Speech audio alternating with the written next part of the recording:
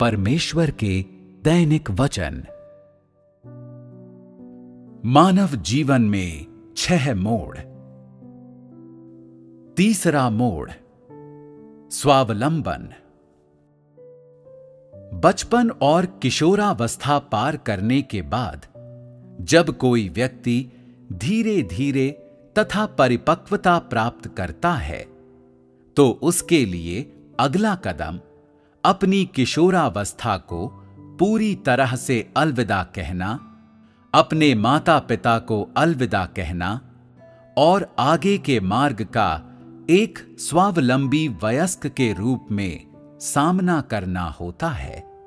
इस मुकाम पर उसे सभी लोगों, घटनाओं और चीजों का मुकाबला करना है जिनका एक वयस्क को सामना करना चाहिए। उसे अपने भाग्य के सभी अंगों का सामना करना चाहिए जो जल्द ही स्वयं उसके सामने आएंगे। ये तीसरा मोड़ है जिससे होकर व्यक्ति को गुजरना होता है। 1. स्वावलंबी बनने के पश्चात व्यक्ति सृजनकर्ता की संप्रभुता का अनुभव करना आरंभ करता है। यदि किसी व्यक्ति का जन्म और बड़ा होना उसके जीवन की यात्रा के लिए व्यक्ति के भाग्य की आधारशिला रखने हेतु तैयारी की अवधि है, तो उसका स्वावलंबन जीवन में उसके भाग्य का प्रारंभिक स्वभाषण है। यदि किसी व्यक्ति का जन्म और बड़ा होना धन समृद्धि है जो उसने जीवन में अपने भाग्य के लिए संचित की है, तो किसी व्यक्ति का स्वावलंबन तब होता है जब वो अपनी धन समृद्धि को खर्च करना और उसे बढ़ाना आरंभ करता है। जब कोई अपने माता पिता को छोड़कर स्वावलंबी हो जाता है तो जिन सामाजिक स्थितियों का वो सामना करता है और उसके लिए उपलब्ध कार्य व जीवन वृत्ति का प्रकार दोनों भाग्य द्वारा आदेशित होते हैं और उनका उसके माता पिता से कोई लेना देना नहीं होता। कुछ लोग महाविद्यालय में अच्छे मुख्य विषय चुनते हैं और अंत में स्नातक की पढ़ाई पूरी करके एक संतोषजनक नौकरी पाते हैं और अपने जीवन की यात्रा में पहली विजयी छलांग लगाते हैं। कुछ लोग कई प्रकार के कौशल सीखकर उनमें महारत हासिल कर लेते हैं, लेकिन फिर भी कोई अनुकूल नौकरी और पद नहीं ढूंढ पाते। करियर की तो बात ही छोड़ दो। अपनी जीवन यात्रा के आरंभ में ही वे अपने आप को हर एक मोड़ पर कुंठित, परेशानियों से घिरा, अपने भविष्य को निराशाजनक और अपने जीवन को अनिश्चित पाते हैं। कुछ लोग बहुत लगन से अध्ययन करने में जुट जाते हैं, फिर भी उच्च शिक्षा पाने के अपने सभी अवसरों से बाल बाल चूक जाते हैं। उन्हें लगता है कि उनके भाग्य में सफलता पाना लिखा ही नहीं है। उन्हें अपनी जीवन यात्रा में सबसे पहली आकांक्षा ही शून्य में विलीन होती लगती है, ये न जानते हुए कि आगे का मार्ग निर्बाध है या पथरीला। उन्हें पहली बार महसूस होता है कि मनुष्य की नियति कितने उतार चढ़ावों से भरी हुई है। इसलिए वे जीवन को आशा और भय से देखते हैं। कुछ लोग बहुत अधिक शिक्षित न होने के बावजूद पुस्तकें लिखते हैं और बहुत प्रसिद्धि प्राप्त करते हैं। कुछ यद्यपि पूरी तरह से अशिक्षित होते हैं, फिर भी व्यवसाय में पैसा कमाकर सुखी जीवन गुजारते हैं। कोई व्यक्ति कौन सा व्यवसाय चुनता है, कोई व्यक्ति कैसे जीविका अर्जित करता है? क्या लोगों का इस पर कोई नियंत्रण है कि वे अच्छा चुनाव करते हैं या बुरा चुनाव? क्या वो उनकी इच्छाओं एवं निर्णयों के अनुरूप होता है? अधिकांश लोगों की ये इच्छाएं होती हैं कम काम करना और अधिक कमाना, बहुत अधिक परिश्रम न करना, अच्छे कपड़े पहनना, हर जगह नाम और प्रसिद्धि हासिल करना, दूसरों से आगे निकलना और अपने पूर्वजों का सम्मान बढ़ाना। लोग सब कुछ बेहतरीन होने की इच्छा रखते हैं, किंतु जब वे अपनी जीवन यात्रा में पहला कदम रखते हैं तो उन्हें धीरे धीरे समझ में आने लगता है कि मनुष्य का भाग्य कितना अपूर्ण है, और पहली बार उन्हें समझ में आता है कि भले ही इंसान अपने भविष्य के लिए स्पष्ट योजना बना ले, भले ही वो महत्वाकांक्षी कल्पनाएं पाल ले, लेकिन किसी में अपने सपनों को साकार करने की योग्यता या सामर्थ्य नहीं होता। कोई अपने भविष्य को नियंत्रित नहीं कर सकता। सपनों और हकीकत में हमेशा कुछ दूरी रहेगी। चीजें वैसी कभी नहीं होती जैसी इंसान चाहता है, और इन सच्चाइयों का सामना करके लोग कभी संतुष्टि या तृप्ति प्राप्त नहीं कर पाते। कुछ लोग तो अपनी जीविका और भविष्य के लिए, अपने भाग्य को बदलने के लिए किसी भी हद तक जाने को तैयार रहते हैं, हर संभव प्रयास करते हैं और बड़े से बड़ा त्याग कर देते हैं, किंतु अंततः भले ही वे कठिन परिश्रम से अपने सपनों और इच्छाओं को साकार कर पाएं, फिर भी वे अपने भाग्य को कभी बदल नहीं सकते।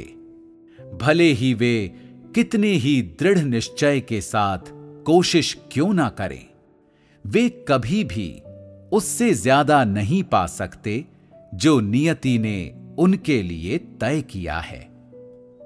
योग्यता, बौद्धिक स्तर और संकल्प शक्ति में भिन्नताओं के बावजूद भाग्य के सामने सभी लोग एक समान हैं। जो महान और तुच्छ, ऊंचे और नीचे तथा उत्कृष्ट और निकृष्ट के बीच कोई भेद नहीं करता। कोई किस व्यवसाय को अपनाता है, कोई आजीविका के लिए क्या करता है, और कोई जीवन में कितनी धन संपत्ति संचित करता है, ये उसके माता पिता, उसकी प्रतिभा, उसके प्रयासों या उसकी महत्वाकांक्षाओं से तय नहीं होता, बल्कि सृजनकर्ता द्वारा पूर्व निर्धारित होता है। 2. अपने माता पिता को छोड़ना और जीवन के रंगमंच पर अपनी भूमिका निभाने के लिए ईमानदारी से शुरुआत करना। परिपक्व होने के बाद व्यक्ति अपने माता पिता को छोड़ने और अपने बलबूते पर कुछ करने में सक्षम हो जाता है, और इसी मोड़ पर वो सही मायने में अपनी भूमिका निभाना शुरू करता है। धुंध छंटने लगती है और उसके जीवन का ध्येय धीरे धीरे स्पष्ट होता जाता है। नाम मात्र के लिए वो अभी भी अपने माता पिता के साथ घनिष्ठता से जुड़ा रहता है, किंतु जो ध्येय और भूमिका वो अपने जीवन में निभाता है, उसका उसके माता पिता के साथ कोई लेना देना नहीं होता। इसलिए इंसान धीरे धीरे स्वावलंबी होता जाता है। ये घनिष्ठ बंधन टूटता जाता है। जैविक परिप्रेक्ष्य में लोग तब भी अवचेतन रूप में माता पिता पर ही निर्भर होते हैं।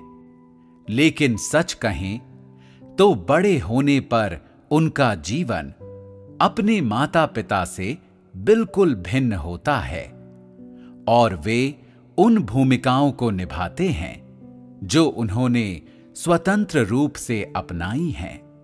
जन्म देने और बच्चे के पालन पोषण के अलावा बच्चे के जीवन में माता पिता का उत्तरदायित्व उसके बड़ा होने के लिए बस एक औपचारिक परिवेश प्रदान करना है, क्योंकि सृजनकर्ता के पूर्व निर्धारण के अलावा किसी भी चीज का उस व्यक्ति के भाग्य से कोई संबंध नहीं होता।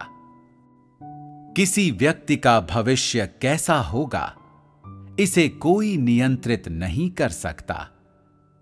इसे बहुत पहले ही पूर्व निर्धारित किया जा चुका होता है।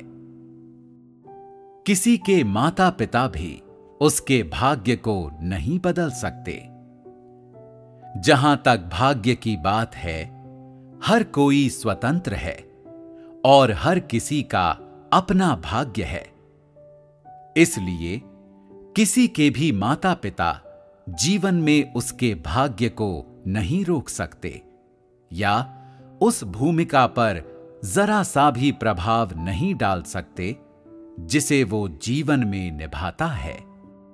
ऐसा कहा जा सकता है कि वो परिवार जिसमें किसी व्यक्ति का जन्म लेना नियत होता है और वो परिवेश जिसमें वो बड़ा होता है, वे जीवन में उसके ध्येय को पूरा करने के लिए मात्र पूर्व शर्तें होती हैं।